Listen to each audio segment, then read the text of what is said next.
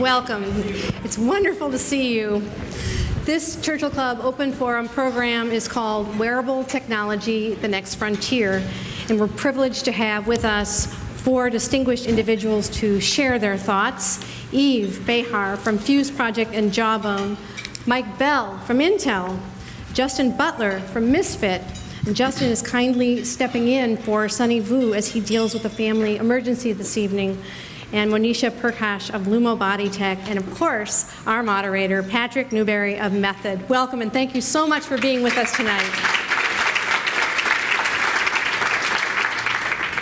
We also thank our partner and sponsor, Global Logic, in particular Shane Brentham and Anjali Agarwal. It was a pleasure to work with you, and we couldn't have done it without you. Thank you.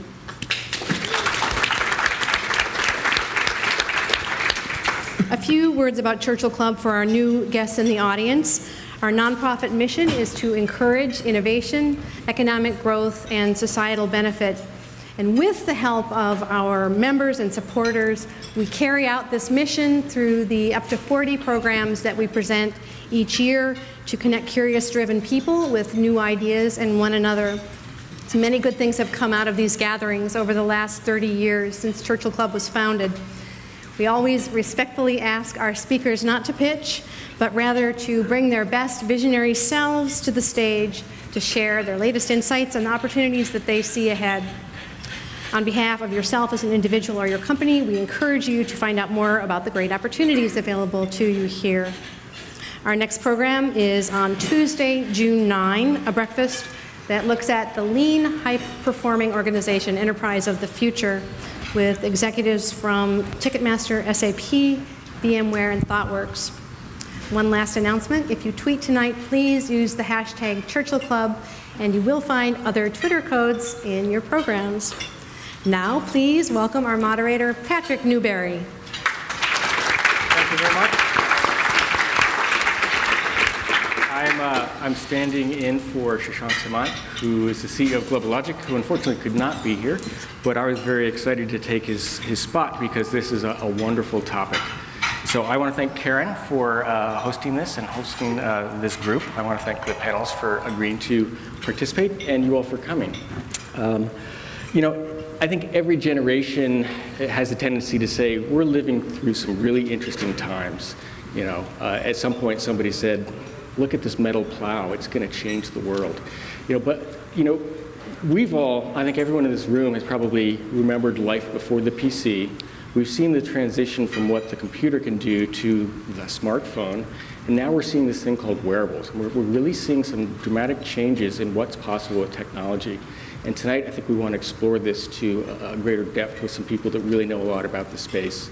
So the topic is really, you know, we all know that wearables are important. We know that it's poised to become a multi-billion-dollar category. The question is, how can design, engineering, and business model innovation drive the tipping point and really bring that change about? So I think we want to have a very, very interesting discussion about how we're going to get there. I would just want to briefly introduce our panel for you so you have some context if you don't know who they are, and I think most of you probably know who they are. But Yves Behar is the founder of fuseproject. He's also the chief creative officer of Jawbone and the co-founder and chief creative officer of August. August is the essentially unlocks your connected home. And I think of Yves as really being, you know, a designer of the objects in our connected world.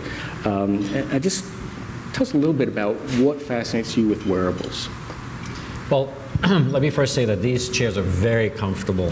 I've been in a few panels, a big number of panels, and I've never sat in something this plush. So wearables is about the way we experience things, just like I'm experiencing this this chair. You know, for me, it's a most extreme form of technology, design, and experience coming together. The most extreme because we're packing all this computing power, all these sensors, all these technologies into something that has to be worn. You know, I practiced design in Silicon Valley for the last 20 plus years, and putting technology in a set-top box is a lot easier, a lot simpler than cramming it into something that's you know, on my wrist. So, or in other places on my body. So it's the most extreme and I think probably futuristic way that computing is entering our lives. And in that sense, it has to be about our lives just as, first before it's about the technology. The technology is an enabler, but that's why I love it, because it's so close to what I do every day, how I live every day. I think that's important, that aspect that's so close to our lives, and it is a design challenge.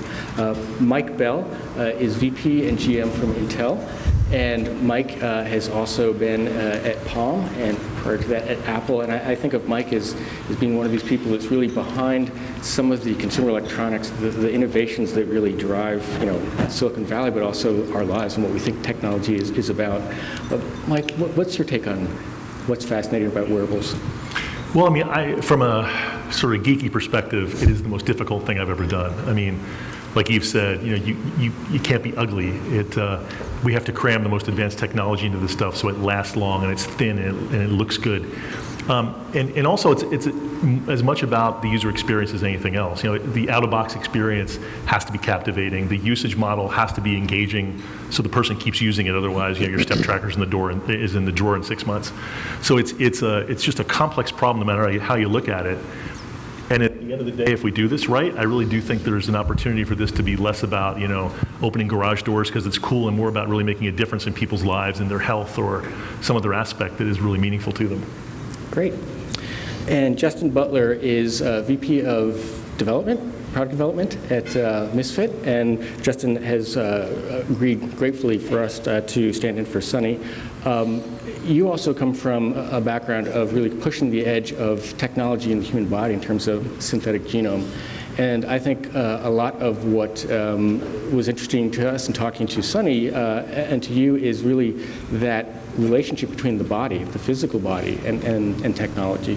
What do you see as the interesting parts of wearables? Yeah, I think what wearables are giving us the opportunity to do is bridge the gap between a lot of what science is trying to do and a lot of what kind of commerce and people are trying to do, right? There's a lot of really cool science out there as far as healthcare and telling you things about your body, and wearables give you an opportunity to kind of collaborate and connect those things to something that can actually be useful for you, right? Instead of just having science projects and then having kind of worthless consumer products, it's a way to kind of bring those two things together and actually give people the opportunity to use technology in a way that's meaningful and valuable for them, as opposed to just reading papers or buying random things at Best Buy. Great. And Monisha Perkash, who is the CEO and co-founder of Lumo Body Tech. She's also a serial entrepreneur and an athlete, and is really bringing a perspective of around the human body in motion and performance to the wearable conversation. What's your fascination with wearables? I think wearables is at an inflection point where we're transitioning from being a novelty to a necessity. And I think the companies that will survive will be the necessities. They solve real, meaningful problems that people care about, whether it's related to health and wellness, or sports and performance, or workplace safety, or security. I mean, there's so many different applications for understanding our bodies, and effectively we're wearing code on our bodies, and through wearables we have the ability to decipher the code and to make meaning out of it in a way that's useful to our day-to-day lives. But I think ending are the days of just the novelty factor of activity tracking for the sake of it. Like, we've got to make them be really have enduring value and to solve real meaningful problems. How many people here have a wearable on their body right now? Raise your hand. So I would say that we still have our job cut out for us. It doesn't seem like we've got 50% market penetration here. It's interesting. I think we've been having a discussion about what do we really mean by wearables, because Monisha said earlier today, in some sense your phone is a wearable. And I think the question is, how should we be thinking from a business perspective, from a product perspective, on really what a wearable is? I mean, if you were a VC from another planet and you came here and looked at the investment landscape of what people are looking at, would you say you guys are missing an opportunity? I think right now we think of wearables as these things that we wear on our wrist, or maybe clipped to our lapel. But is that just the first step? What do you think, Mike? Yeah, I think the wrist was an obvious first place because people have been wearing watches in the wrist for at least until maybe the past 20 years for a long time. But I think as you go forward with wearables, it's going to be an aggregation of lots of small sensors. But there are lots of problems we have to solve to get there, right? I mean, you don't want to be charging 10 things a day. Plugging in your shoes at night is kind of a ridiculous thing when you think of it, right? So I do think the technology is coming there where we have things that will be self-generating, will be able to power these devices off of motion or heat or something. And this collection of a body area network of sensors will be able to give you a much better experience than a single monolithic thing on your wrist. And to me, there's two ways to look at it. One is specialization, and one is sort of general use. For general use, I've really been focused on wearables that you wear all the time, especially if we think about wearables going towards health. I think healthcare is going to be transformed. I think research into healthcare is going to be transformed by the fact that now you have millions of people wearing these things. So in aggregate, some of that information is going to be really, really interesting. And I've been focused on 24 hours because if you just wear something for a couple of hours while you exercise, all the other signals, all the other things that raise your heartbeat or change your sort of signify ways that you're moving or how well you're sleeping, you really need that 24-hour spectrum. On the other hand, there's a lot of specialized devices. We work a lot in furniture. There's ways to use sensors to figure out who is in the building and how many people are in the building, whether people are using offices the way they're intended to. There's specialization towards exercising, there's specialization towards specific health conditions. It's really, you really have to think about what is the purpose, what is the outcome. And the product has to serve that, but also obviously the application interface, the software has to serve that as well.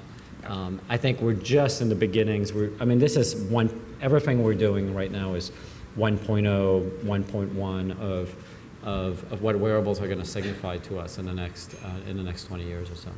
Yeah, it's interesting when we start talking about that 24-hour and that always kind of connected and always on. We were talking earlier about, in some ways, wearables brings Internet of Things and humans together in a very meaningful way, because now it's not just about our objects, but it's about ourselves as part of it. Justin and Monisha, where does it end? Does it go past wearable? Does it go into body? I mean, should we think of wearables as really something that is worn all the time because it's part of us? Yeah, I think so far, a lot of people define wearables as wearable technology, right? And technology has been kind of that key word in a lot of things. And so far when we use technology, there's a lot of technology being used in the room. I think what we've done with it is we've created a lot of noise, right? We're creating a lot of noise as humans. We send too many emails, we go to meetings we don't need to, we buy food we don't need to buy, or clothing, or eat food we don't need to eat. We do a lot of things that are noisy, right? And I think where wearables and IoT and all these things that are miniaturized and personalized and relatively kind of passive and in the background, they have to turn that noise into signal. And I think that's really where this value is going to come from, right? Regardless if it's on your body, in your house, in your car, in your office, in your chair, in your shoes, wherever it might be, it's all about taking all this noise of all of your environment and turning it into signal to save you time, save your energy, save your health, save your marriage, whatever it is, right? Give you more information that is valuable for you, right? Get that signal out of it, because we do noisy stuff all the time. Computers make noise, cell phones make noise, all this stuff is what I call this fuzzy noise, and if we can convert that into signal, I think you're always going to have a winning proposition for the end user. So we believe that technology is most successful when it's invisible. And I think there's going to come a day where we don't even call it wearable tech, because it's just going to be integrated into the fabric of our everyday lives and into the fabric of our everyday clothes. A day where your shirt could save your life, where your buttons and your seams and the yarn, it's tracking all sorts of biometrics about you, and that's just what you buy. And it's passively tracking if you want it to, and it's actively in the foreground if you want it to, and if you don't want it to do anything, it's not. And that's just the kind of environment that we're going to live in. I think there's a lot of work between the 4.0 you described and the 1.0 we're in today. But well, it's interesting. There was a small segment on NPR the other morning about a girl who her hearing was such that a cochlear implant would not work, and so she had an integrated chip planted that amplified various frequencies and went directly into her brain. We were talking with Jim Walsh, our CTO, about a cochlear implant where you can actually beam an auditory signal so that the person can hear it, but no one else in the room can. So we're getting pretty close to the point where the technology is going beyond just something that we have the option of taking off or putting on. But today's wearables, I think, is very much about that personal connection. When you were speaking at the announcement with Tag Heuer, they mentioned that the watch is a very emotional thing.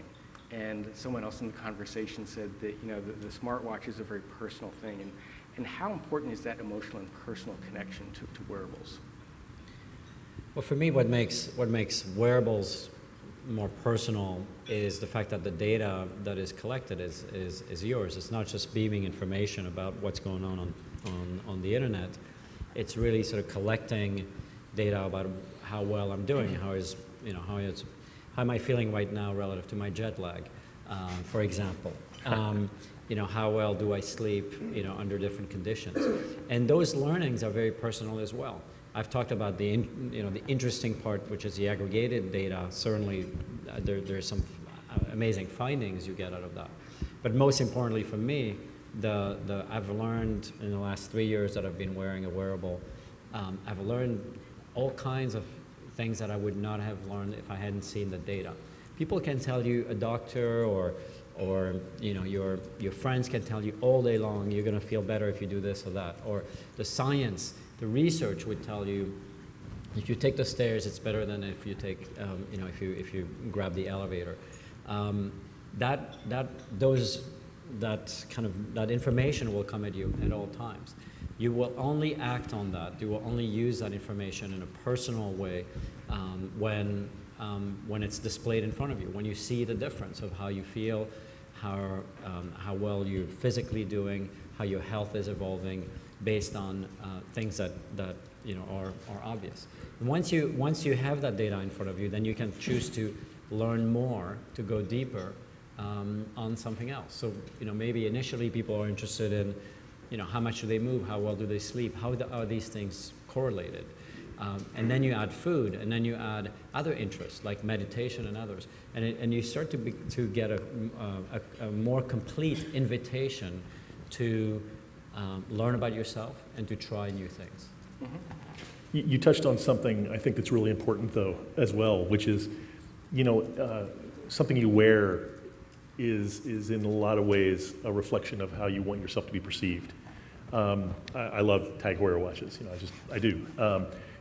Everyone, in general, everyone doesn't want to wear the same thing that everyone else wears. So one of the things I think that's really unique about this is I think there's room for lots of different players in this space, because I don't think everyone wants to wear the same watch or the same whatever that everyone else does. That there's room for different looks, different styles, as opposed to the sort of duopoly we have in the phone space today, which is very different. Yeah.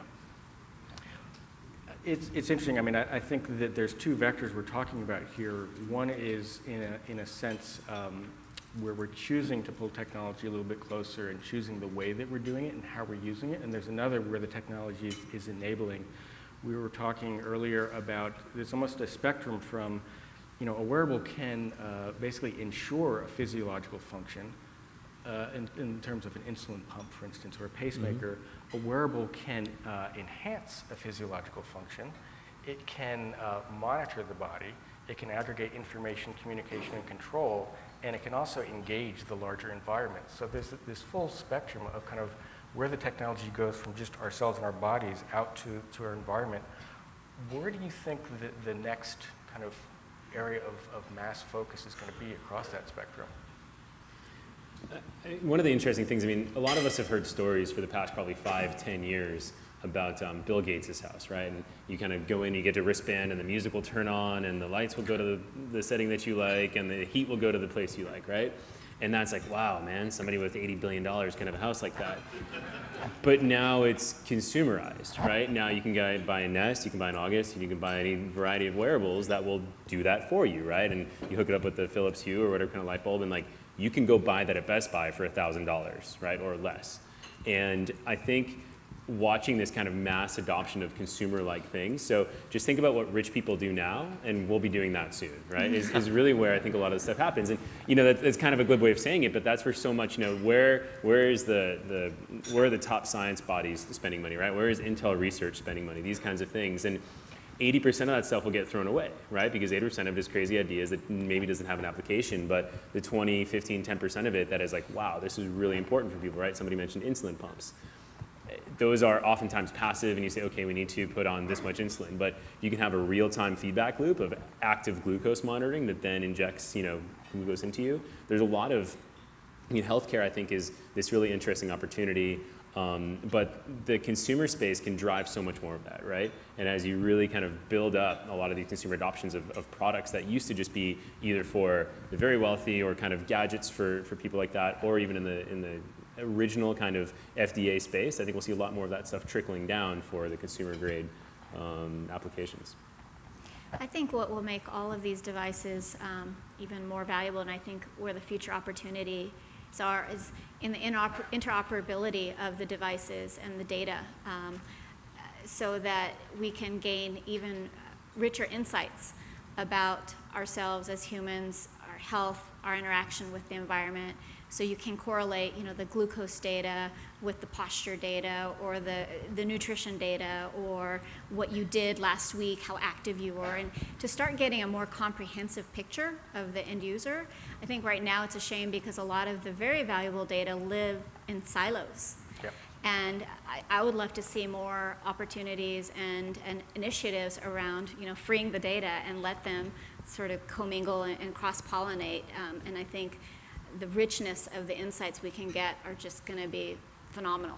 And I think a key aspect of that, just one thing, on that, a lot of people are worried about data like this, right? We get questions all the time about, well, what about the security of your data? I'm like, well, do people really care how many steps I took yesterday, right? Maybe if my boss hacks in to see how much I slept and like, well, you slept too much or something, right? People are worried about that kind of stuff. But I say, well, who uses online banking, right? I'm sure everyone in this room, for the most part, uses online banking, which we know is inherently an unsecure system, right? Look at Target, look at Home Depot, look at all the hacks. But we get enough value out of being able to use online banking and use ATM cards and all those kinds of things that we're willing to put our data into the system, right, for that risk-reward benefit. And so I think to open up this data, we have to, as companies, provide people enough value that they're like, okay, I understand there's a risk of my health information getting out or something else, but you're giving me enough value for that, right? This is what Google does, this is what Facebook does, this is what Twitter does. We're putting our whole lives out there because they give us value back. And yes, they service ads and things, but it's because there's enough value created by how we can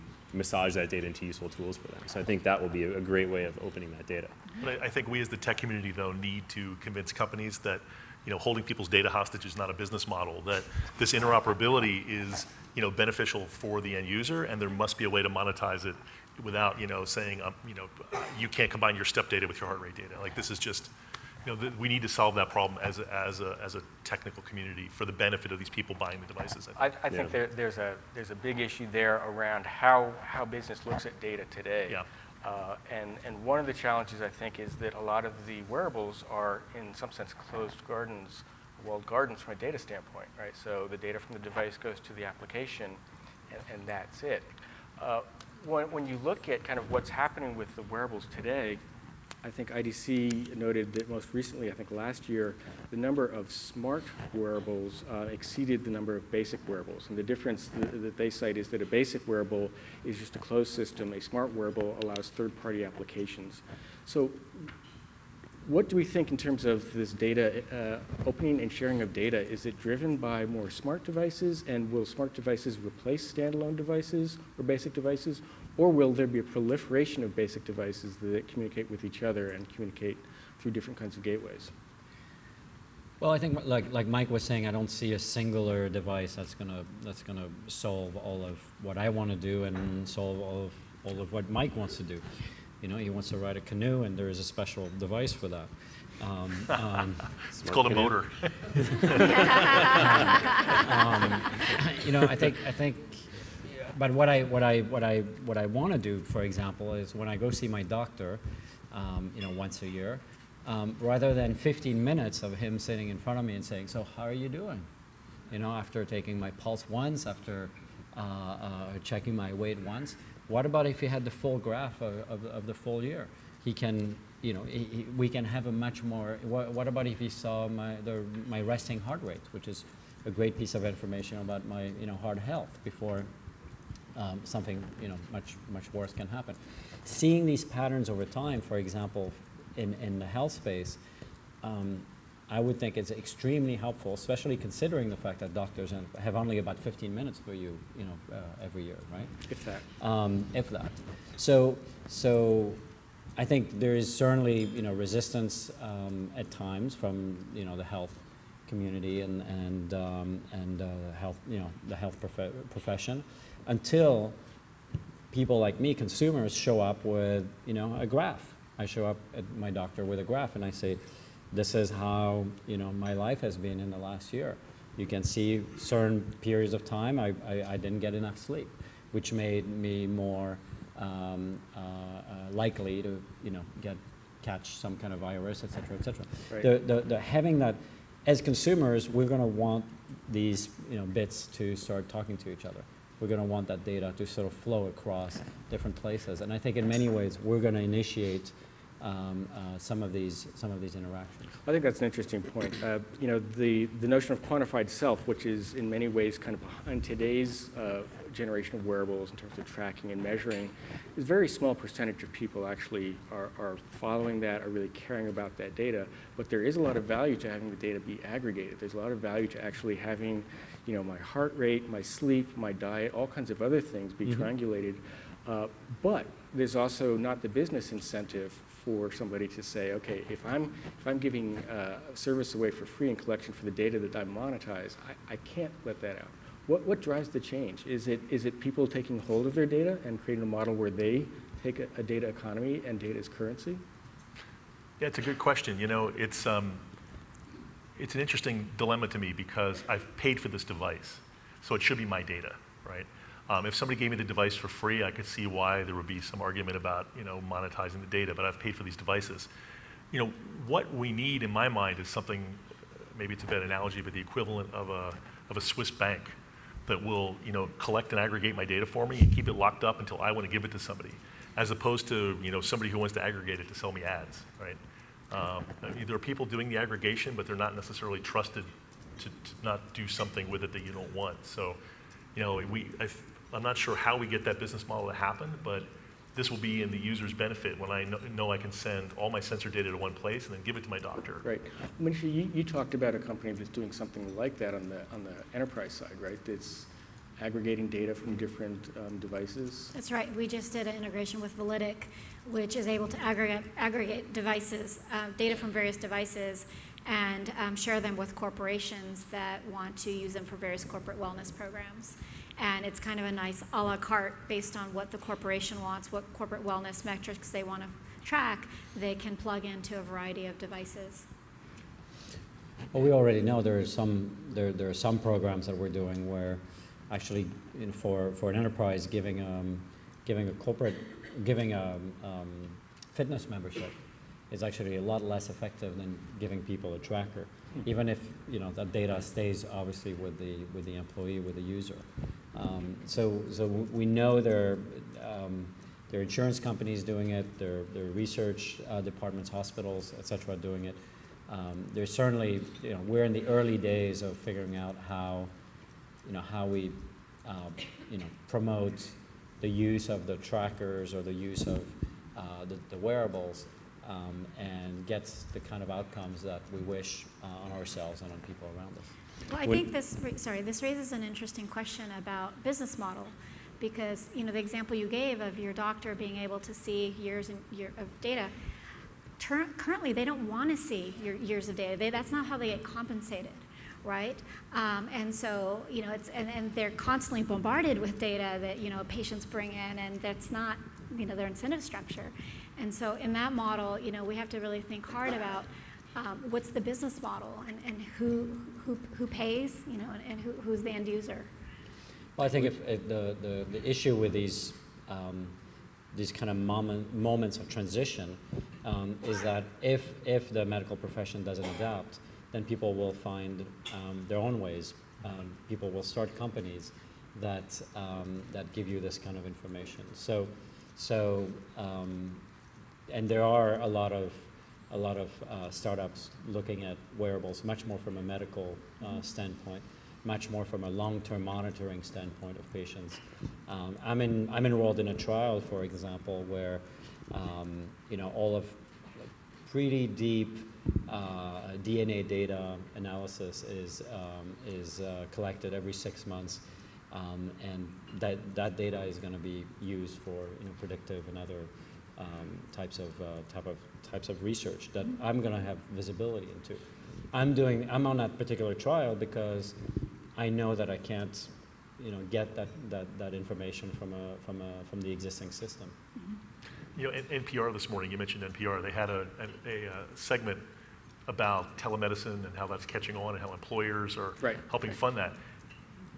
I think as doctors, as your office visit kind of becomes less and less likely and you're doing things remote, being able to send data to someone who doesn't have your history is going to become more important for them to make an accurate diagnosis as well. Well, I think that the more wearables, the more sensors we have, the more data exhaust we're creating, and the ability to centralize that create value. I mean, we spoke earlier about changes in the way that clinical trials are run, because now you can have access to large populations, changing how epidemiology is done. So clearly, healthcare and the biometric data is one area. Are there other industries where they aren't necessarily thinking wearables what they should be? I was interested to see that Motorola has a law enforcement solution that is 7 different wearables. What about automotive? What about retail? Who else should be looking at wearables? What about aging in place? People want to, more and more people want to age at home. They don't want to be in an institution. And wearables there can monitor both health as well as activity, as well as whether people are eating properly or not. We initially actually August, which is a smart lock, which was very useful in some assisted aging communities, because when you have a lot of different people coming into somebody's home to take care, clean or cook, or just come socialize with people aging in place, the keys are the problem, right? How you get in and out of a place is a problem. So between devices that are around you and devices that are on you, we can do a much better job of allowing people to age in place, for example. Yeah, I mean, I think it's interesting to think about how wearables also play into identity and presence and security, because now we've got the ability for the technology to really be much more personal and much more about you. Are there opportunities for wearables, especially on the healthcare space, to really change the way that we serve the public at large, to change the way that we kind of make humanity better for people? Well, I'll talk again, sorry. We did a project with the, initiated by the Bill and Melinda Gates Foundation, which is dealing with a particular problem in the developing world, which is people having access to clinics that are often far away from their location.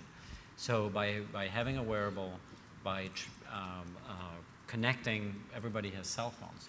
They may be very isolated. They may be a 1 to 2 hour walk from a clinic, but yet they have a cell phone. And transferring that data for follow-up treatment, for example, of malaria, is extremely useful. The one reason in the communities I've been in that children die of things that are easily preventable, easily curable, like malaria, is simply that they're not visiting on a regular schedule the clinic. So there are a lot of solutions where wearables are becoming cheaper, easier to give away, where we can make a big difference outside of this group that wants to optimize their life and optimize their everyday. What can this group do to help that? I mean,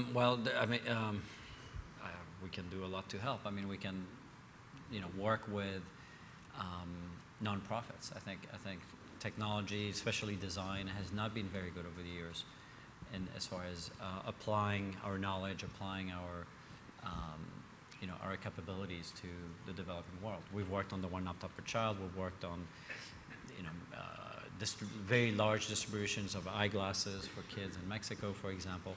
There are a lot of ways that the technology and design community can participate and provide our expertise to developing world organizations. Where else do you see the opportunity for wearables to make a difference?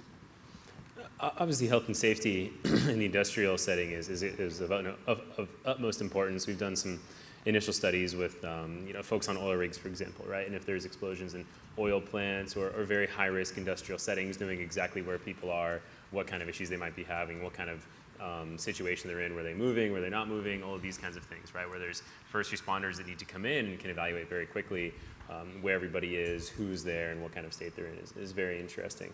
One of the points you said about how can people in this room help drive wider adoption of these things, right, and drive some of those, those developing world applications of these things. And one of the things we can do is use them more, right? Use them more, and I don't want to sound promotional, but purchase more of them, right?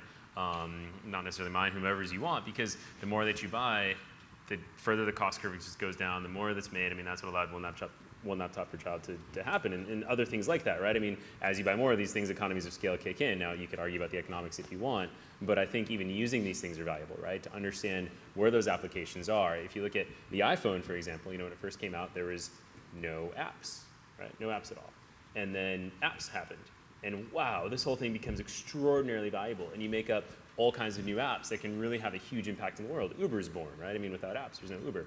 And that is having huge impacts around the world, potentially saving millions of tons of CO2 exposed into the air. And so there's a lot of things that can be done just by use, right? And so the more folks you can get using these things, the more innovation we can make by seeing how people use it, because all of us are a lot smarter than any one company that we have.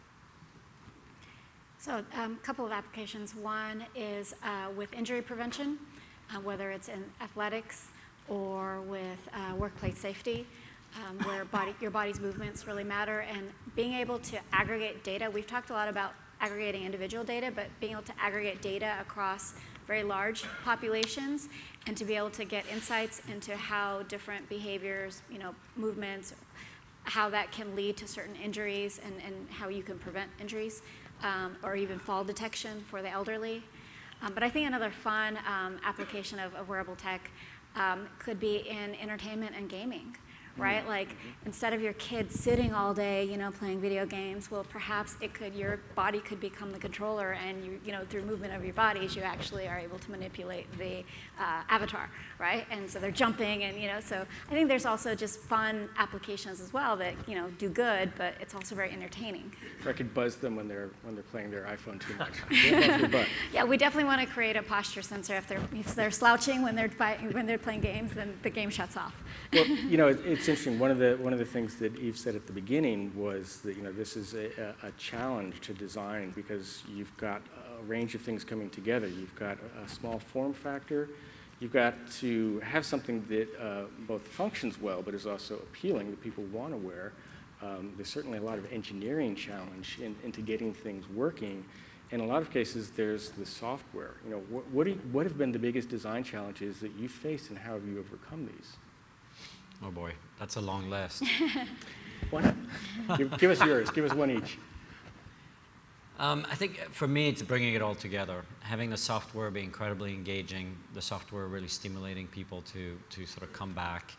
The hardware being something that is wearable on a 24-hour basis.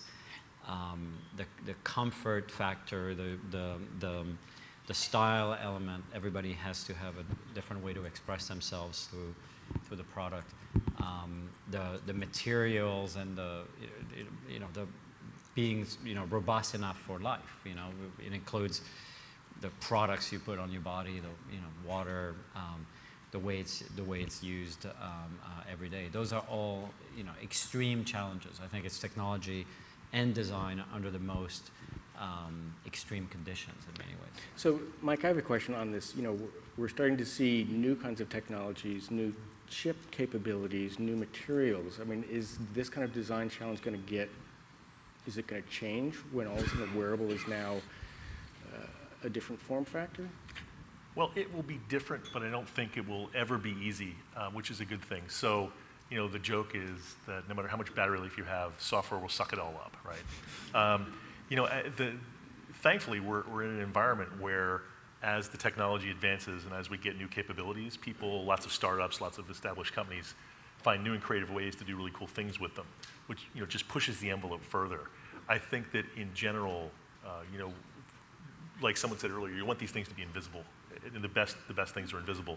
So how do we make them small yet still do something interesting and you know, last long enough where you're not charging them? I mean, all these design considerations that you've mentioned, you know, they're just going to change as we advance the technology, but fundamentally we're going to have the same sort of issues. Hopefully the devices themselves will simply become more capable. Justin, I think Sunny was the one that said in the call the other day that wearables have not yet passed the turnaround factor, which is that if you forgot it, you turn around and go home and pick it up. Can design change that? What changes that? Is that a use case? Is it a value proposition?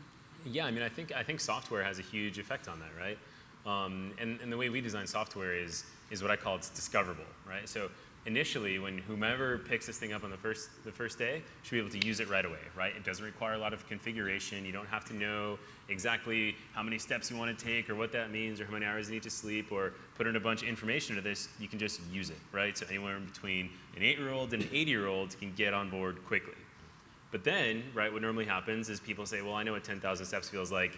On the shelf, app is closed, I'm not going to turn around for it, right? But if you have these discoverable features, if you put in challenges or games or additional information about how these things relate to you, if you put in natural language processing to connect your email to your sleep habits and figure out if you get a bunch of nasty emails that day, then you didn't sleep very well that night, right? Or how many more things from the phone you can pull in. A really interesting company called Ginger.io is actually developing ways to diagnose depression from signals on your phone, right?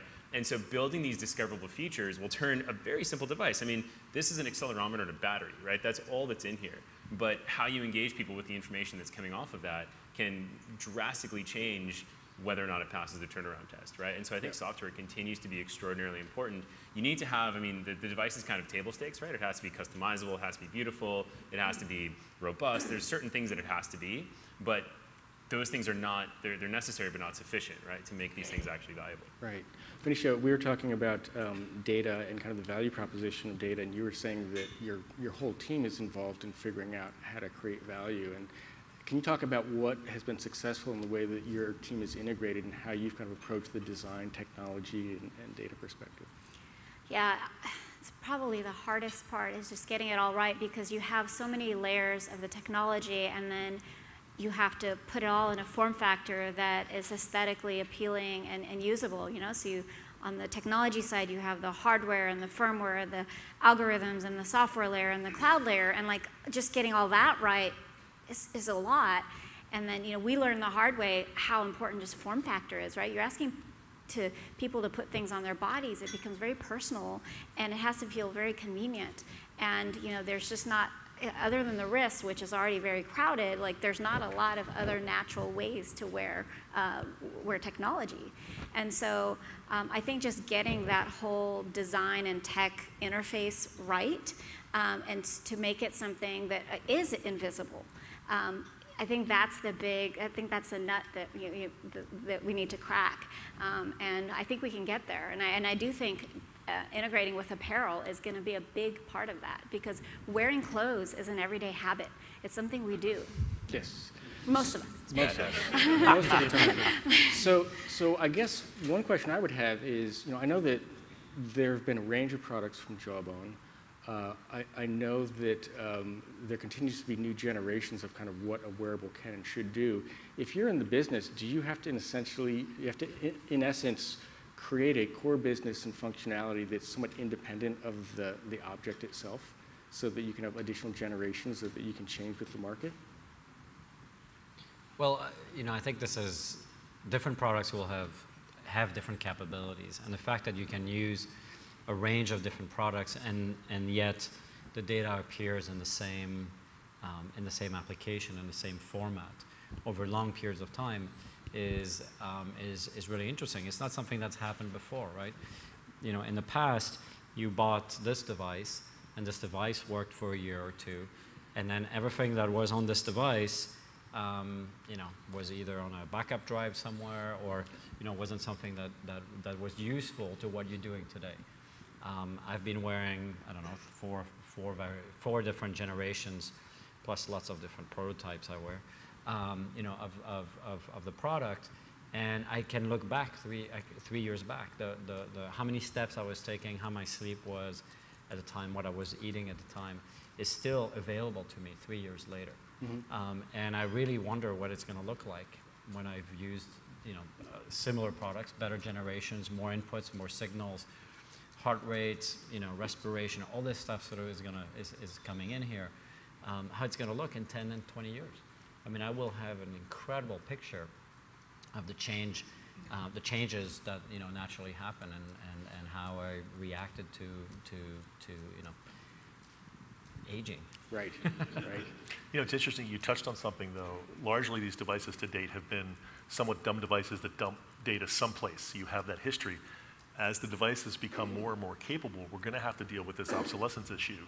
I think that you deal with now on your computer or whatever, where, like you say, you have your data backed up and you switch to a new device. I mean, if I pay multi-$1,000s for a wearable, I'm going to be kind of bummed out if 3 years from now it turns out I have to scrap it and buy a brand new one, right? I mean, so I don't think necessarily we've thought through this whole thing yet about, you know, wearable technology being more like a computer than a watch that's an heirloom. And it's going to be interesting to see how the public reacts to that, I think.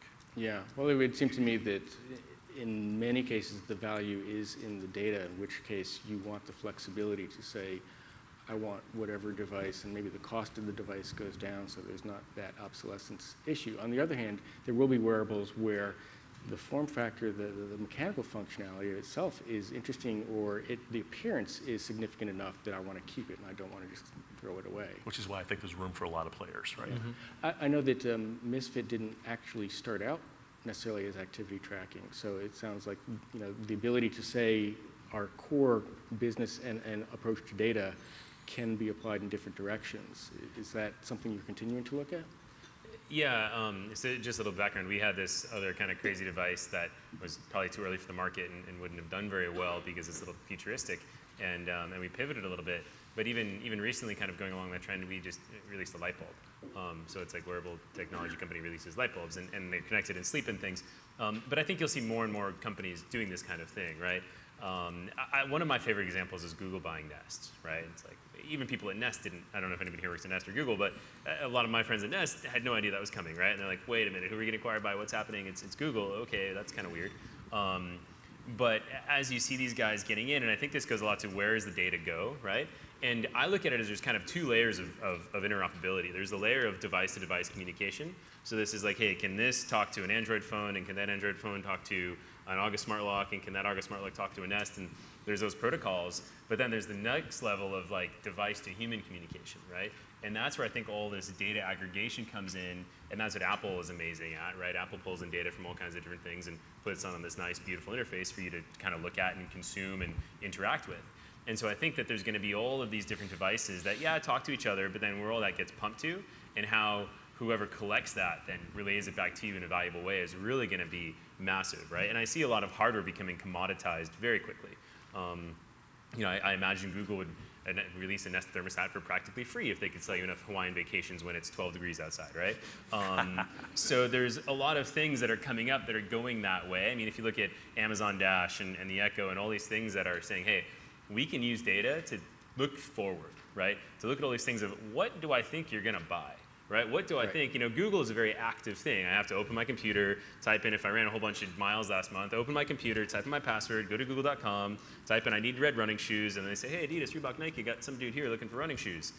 That's kind of a multi-step process, right? And they're trying to solve that with maps and Android and all these things, but it's going to come to the next level where, on a very simple example, your wearable can know you ran 400 miles, you need your running shoes, all of a sudden on your computer. Now, Mike kind of had a negative comment of that, right? It doesn't want to sell you ads. And I don't talk, you know, it's only selling ads if they're not valuable. right? If something you really want it, then it doesn't seem like an app. I imagine in the future my running shoes will tell me, hey, we need to be replaced. Yeah, but you don't want to plug them in every night, right? So that's a different story. From a CEO's perspective, how do you manage that? You know, we have to be successful with this product, but we also can't be known just as this product. We have to have a future roadmap. Yeah, it's an interesting question. I mean, our company has been known as the posture company, but in reality, we've from day one been about real-time motion tracking. And communicating that to the world, it is challenging because on one hand, you want to be very focused on your initial go-to-market strategy, but on the other hand, you also want it to be known that, you know, this is actually just the beginning. This is just the trailhead for many, many more things to come. And so we're kind of at an inflection point ourselves of helping people to understand, no, we're not Lumo back, we are Lumo body tech. Right.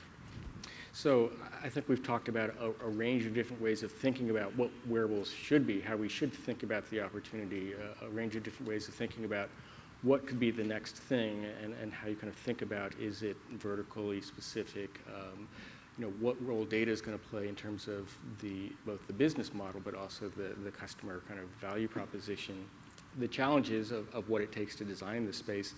If you all, walking out of this room individually, were given a briefcase, $20 million, and you were going to go invest, start again, what would you do? In the wearable space, what would you bet on?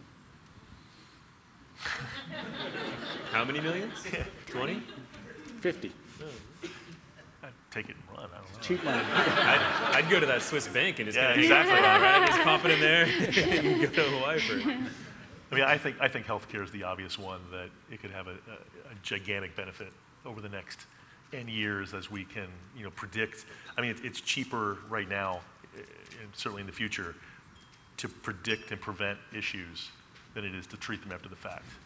And, you know, if someone can avoid visiting an emergency room for checkups they don't need because something can tell them they're okay, you know, that also saves multi-thousands of dollars, right? I mean, you can imagine it could really impact our healthcare system in the country if this technology was accurate enough and good enough to help solve some of these problems. So I would invest in that segment.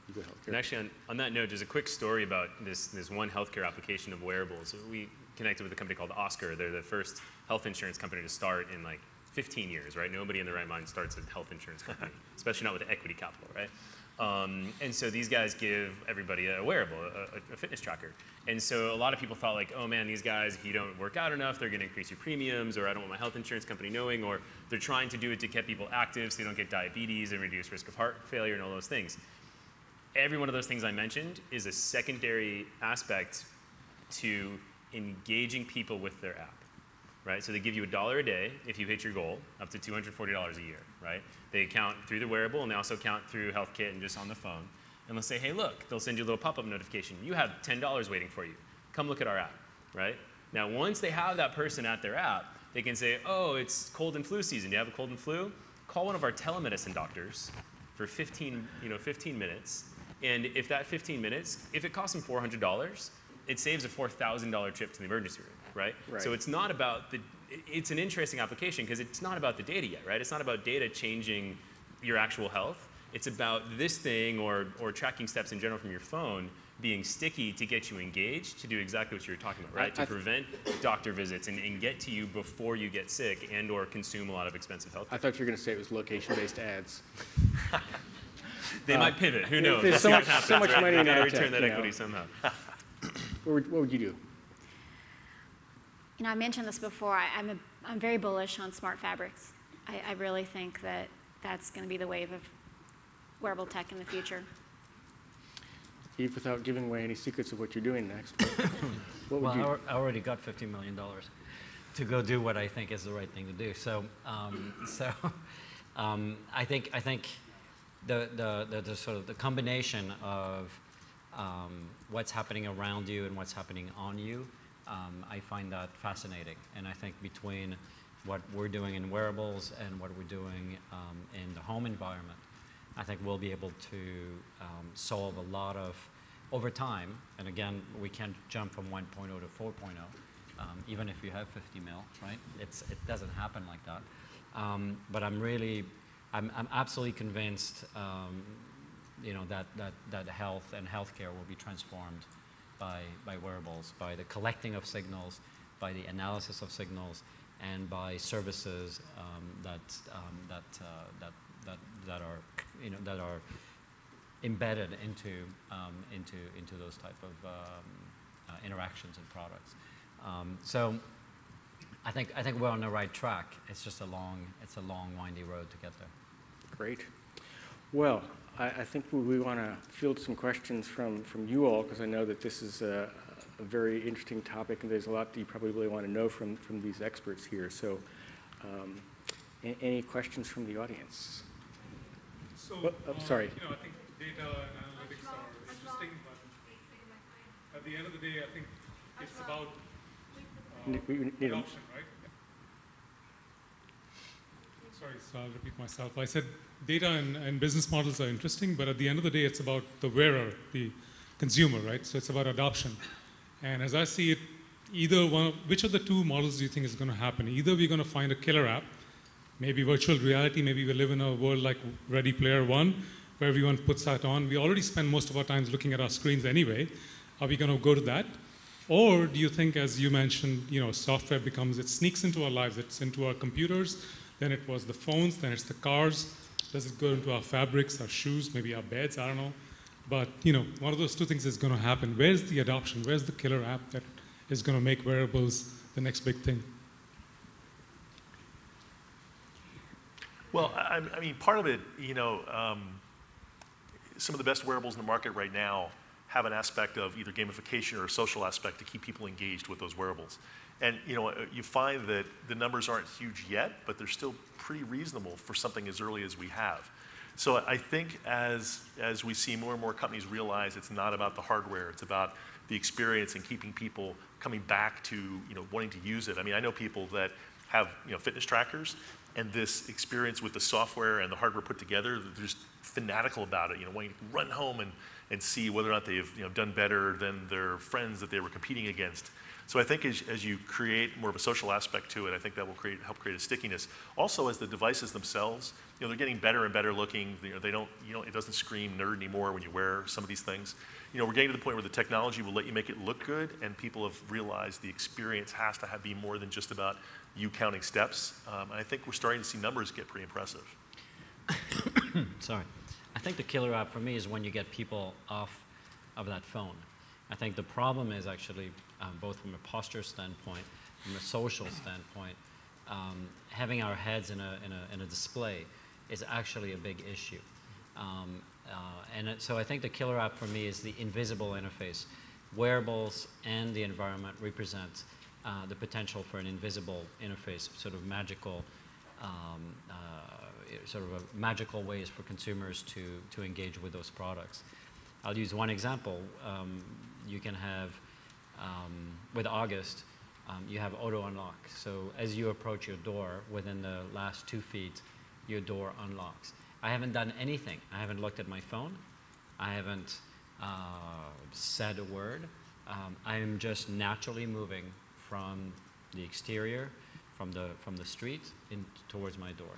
And so it's an invisible interface. I know it's happening because there's some small signals, but I haven't had to manually look at my phone or do anything like that. Yeah, I think when you It's interesting because I've talked to two people who have an iWatch, and they both said that they actually use their phone less because of it. So I think that we will gradually move towards more transparency, ideally with wearable technology. I think there's still a question of, is there a horizontal app that's really the killer app, or is it going to be lots of point products?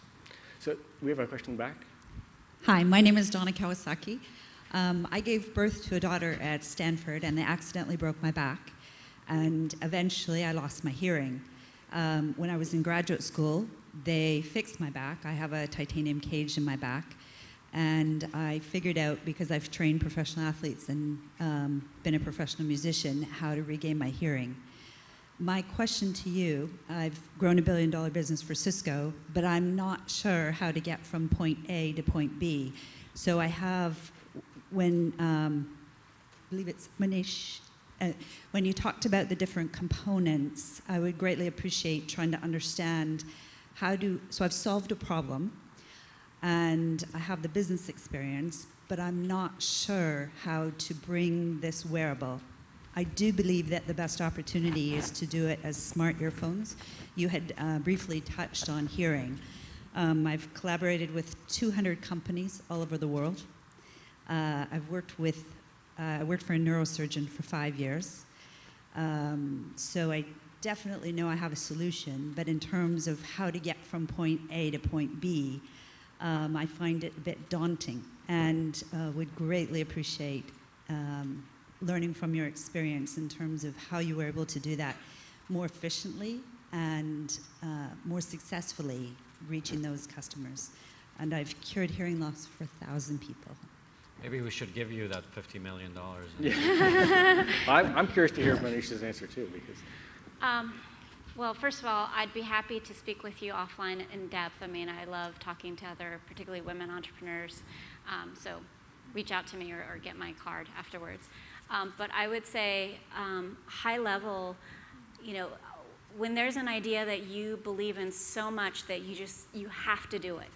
And just, you don't care about all the pitfalls and all the people saying no and all the, you know, statistics of why you're going to fail. You don't care. You're just going to do it. Right? You got to start with that first. That's got to be your conviction. And then number two, I'd say build the right team, right? Because you can't do it all.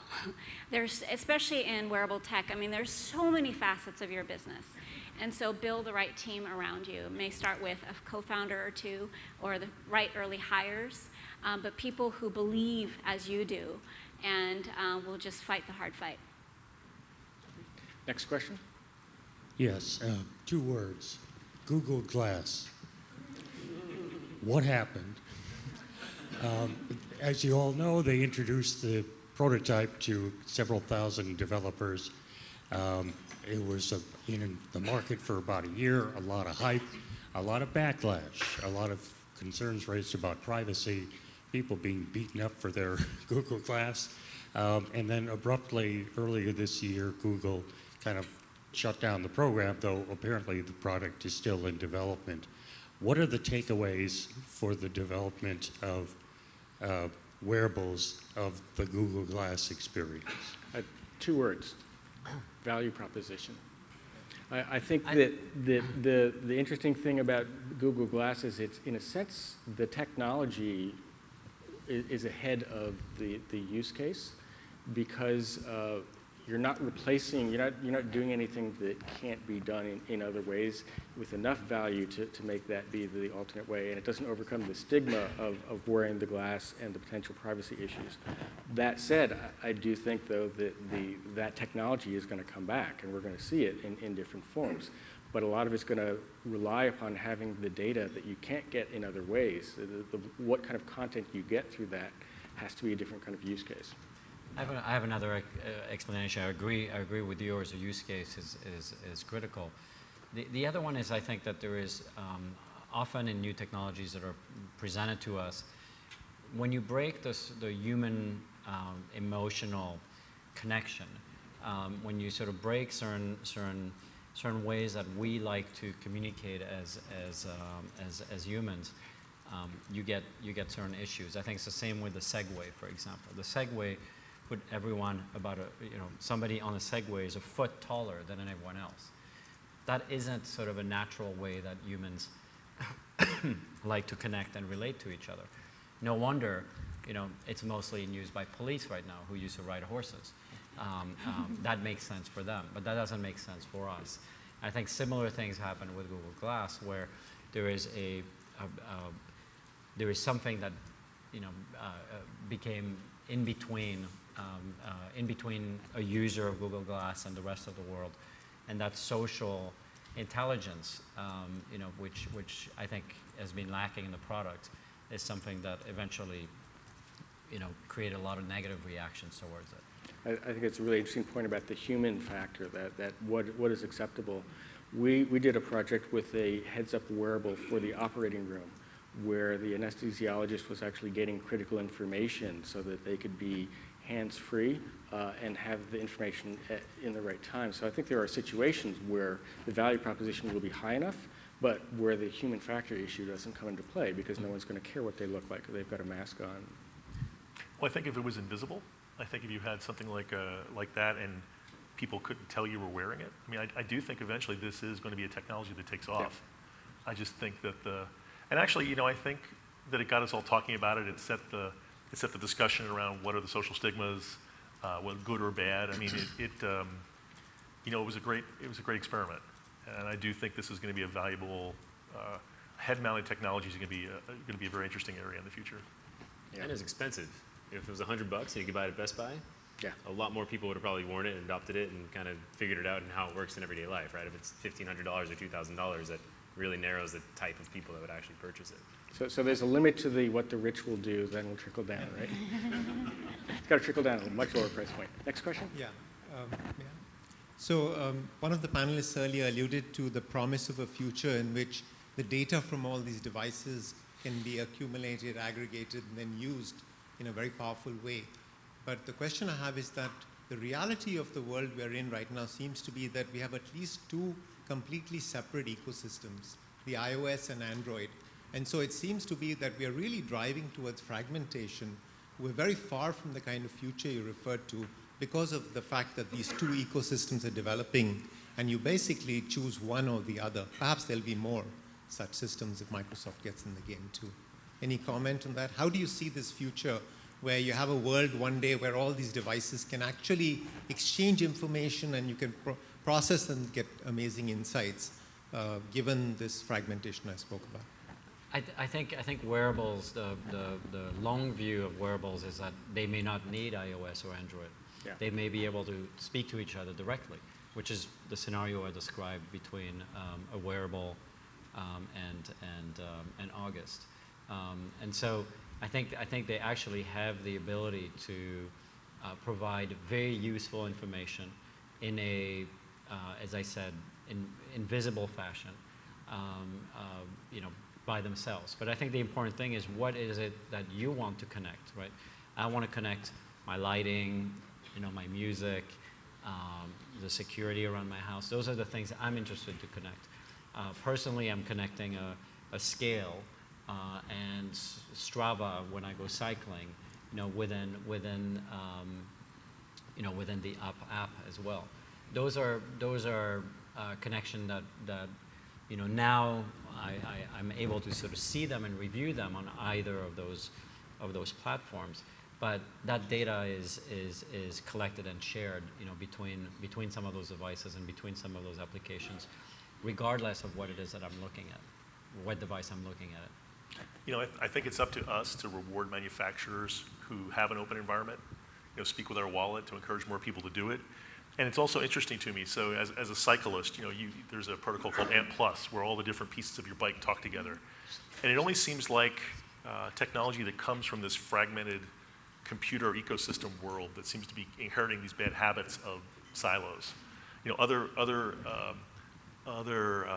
areas, other people have realized that it's in their best interest for an ecosystem to develop and rise everyone's boats.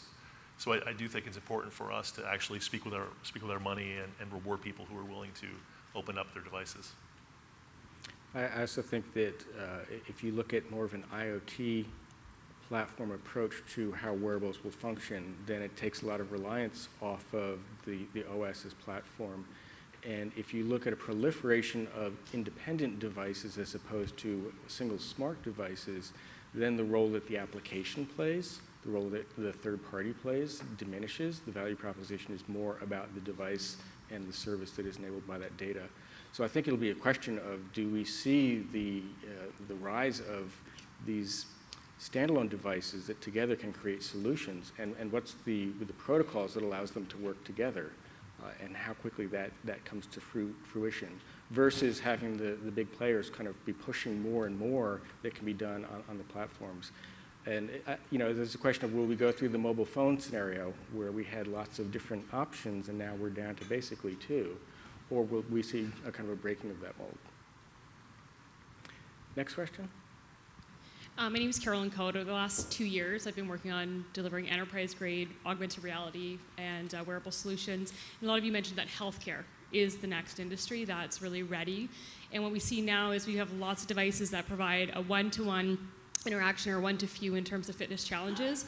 My question to you is, how will the healthcare industry evolve and the policymakers, the FDA, be pushed by agents of change, and who are those agents of change that will change this experience from being a one-to-one of personalized goals to one-to-many, to be a doctor and an entire network of practitioners that can truly help me to evolve my health and wellness? Anyone want to speak for the health industry?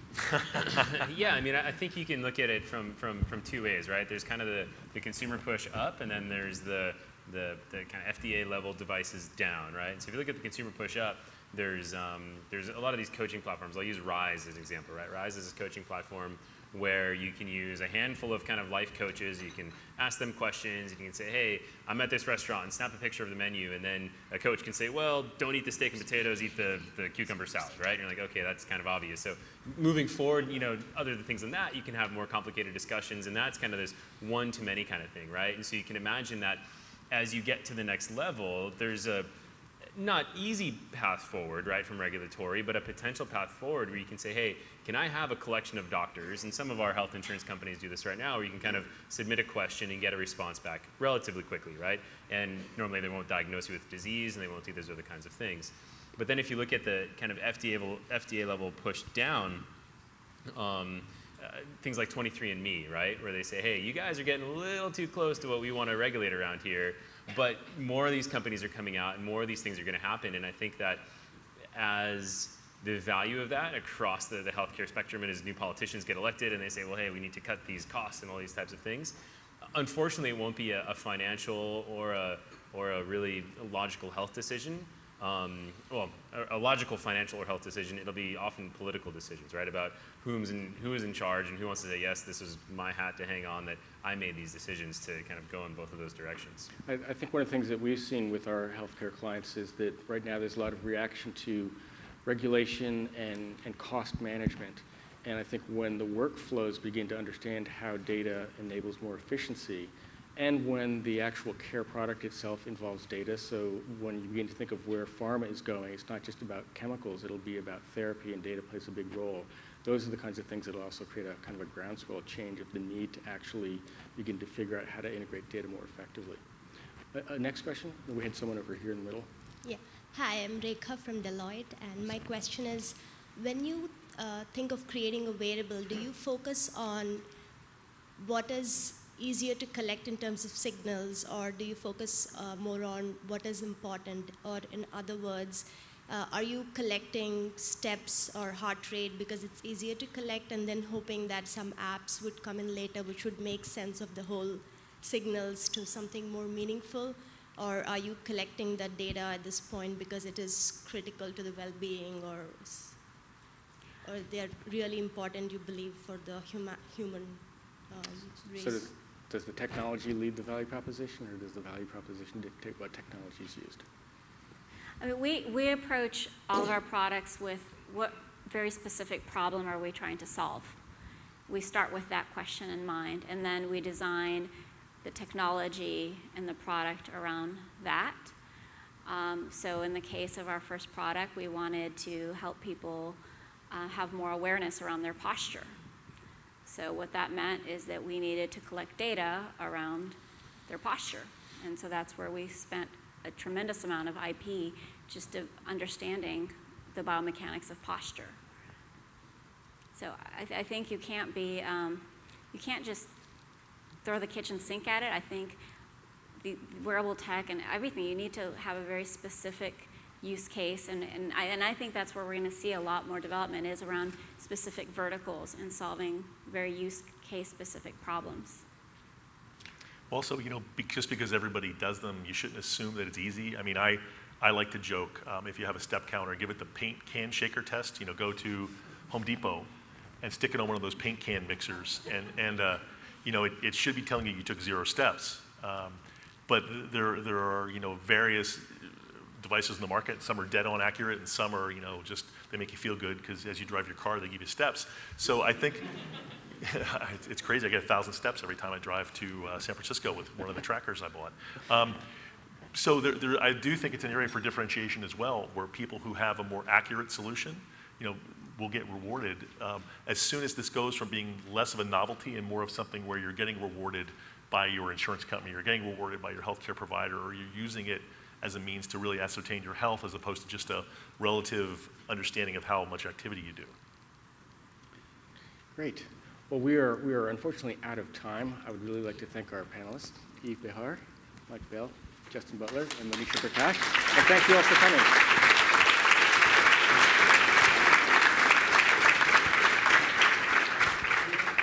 Thank you for sharing your perspective so freely. We really appreciate it. And we have a small gift for you. We hope you wear it in good health. It does not track anything as far as we know. It is the Churchill Club speaker T-shirt. Thank you.